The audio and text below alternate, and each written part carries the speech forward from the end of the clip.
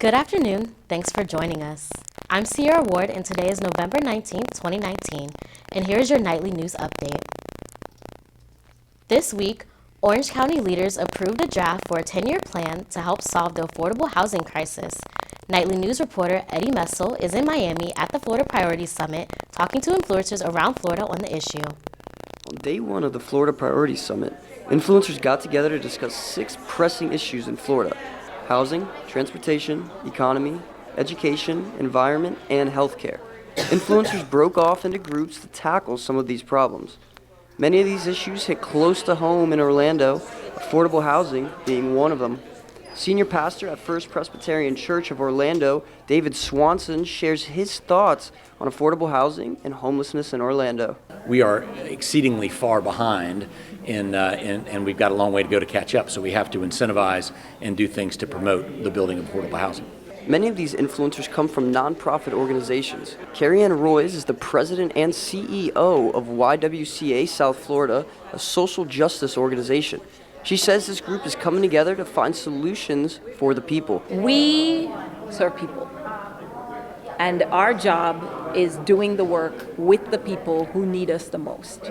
And both of our institutions show up specifically for those we serve. They agreed on 3 solutions to further housing reform.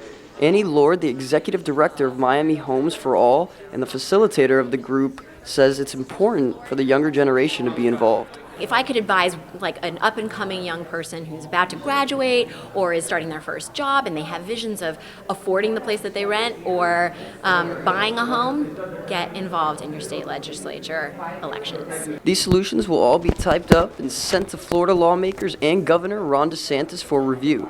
Reporting at the University of Miami, Eddie Messel, UCF Nightly News.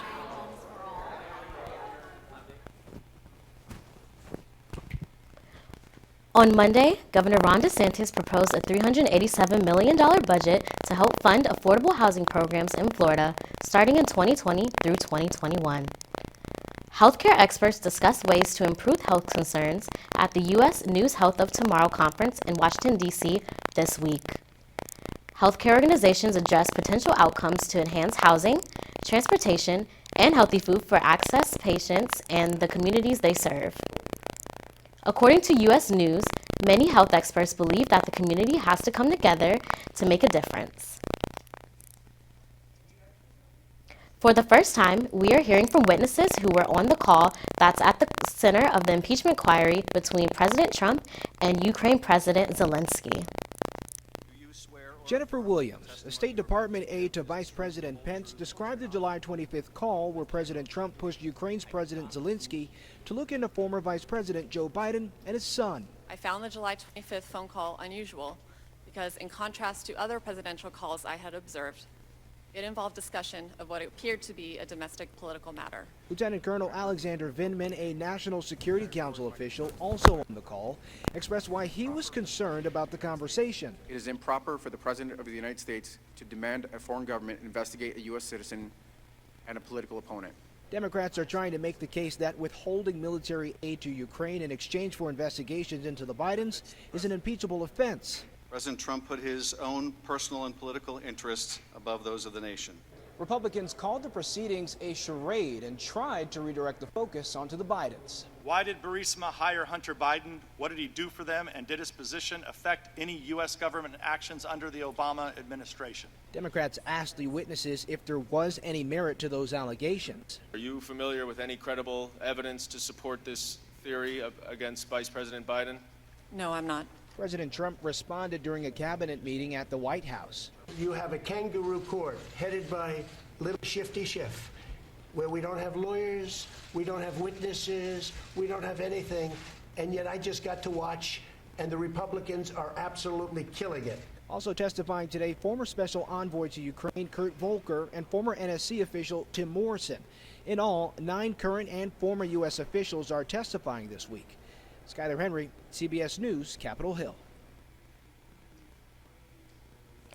More impeachment hearings will follow this week with 2 tomorrow and 1 on Thursday. The Orlando Mayor's office announced today that the city's 72-foot tall Christmas tree is being installed at Lake Eola Park over the next 3 days. The tree will be adorned with 7,000 ornaments and over 160,000 LED lights.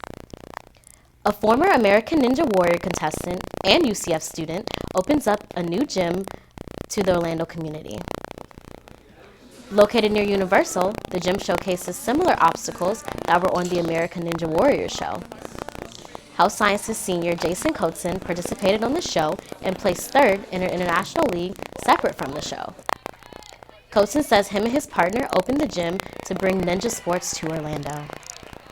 Because it's getting big all over the country, and I want Orlando to sort of keep up with the rest of the U.S. So we're growing this sport here, and that's really the main reason why we opened it. Coatzen hosts Ninja Night at his gym for UCF students every Sunday from 5 to 8 p.m. Students get to participate in the obstacles for 50% off the original $20 price. Now let's take a look at today's weather forecast. Right now, the temperature outside is 65 degrees.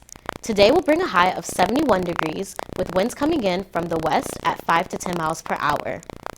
There will be 0% chance of rain. Tonight will bring a low of 51 degrees. The chance of rain continues to be 0 degrees. Tomorrow, we're looking at a high of 74 degrees and a low of 52 degrees, so hold on to your jackets these next few days. And don't worry about an umbrella. The chance of rain stays at 0%. And that's all the time we have for today. Thanks for watching. Make sure to keep up with all that's happening throughout the week by following us on Instagram at UCF Nightly News.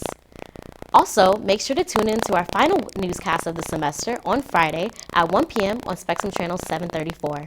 I'm Sierra Ward. Have a great day.